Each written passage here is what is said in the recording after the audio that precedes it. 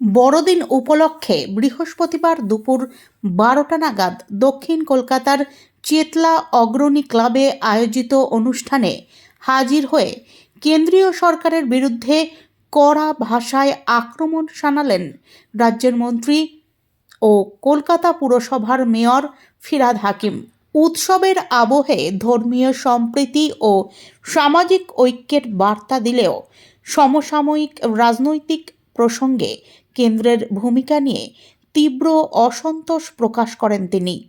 অনুষ্ঠানে উপস্থিত ছিলেন ক্লাবের কর্মকর্তারা, স্থানীয় বাসিন্দা এবং বিভিন্ন বিশিষ্টজনেরা। বড়দিনের আলোকসজ্জা, সাংস্কৃতিক অনুষ্ঠান ও শান্তির বার্তায় মুখরিত চেতলা অগ্রণী ক্লাব প্রাঙ্গণ রাজনৈতিক বক্তব্যের পাশাপাশি উৎসবের আনন্দে ভরে ওঠে।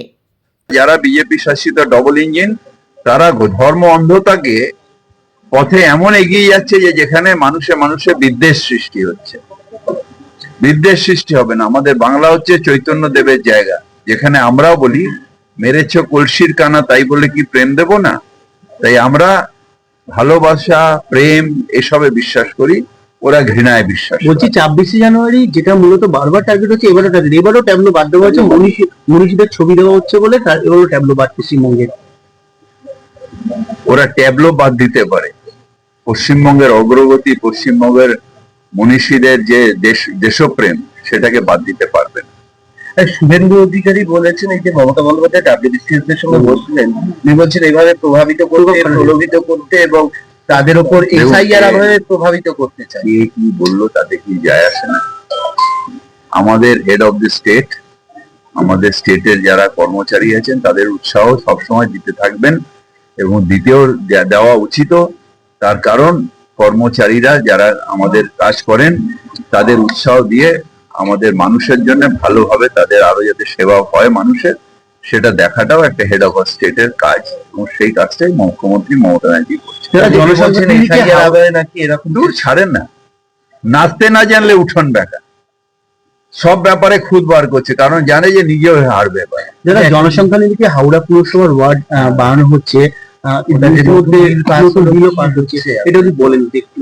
এইটা হচ্ছে যে একটা আমাদের হাওড়ায় আগে বালির সাথে 66টা ওয়ার্ড হয়েছে।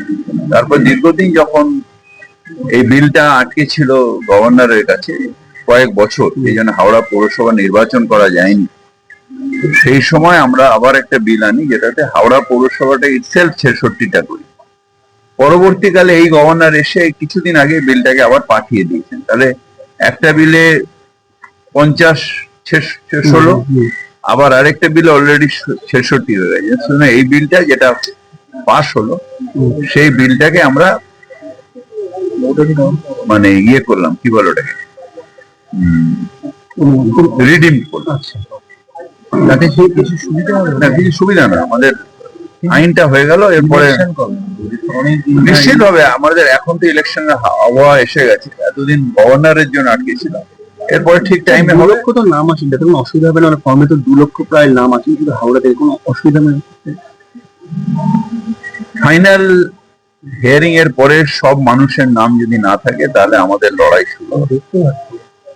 ভারতীয়কে ভারতের বর্ষের ভোট দান থেকে বিরত করা যাবে না, কারণ ভারতবর্ষের সংবিধান এই অধিকার আমাদের দিয়েছে।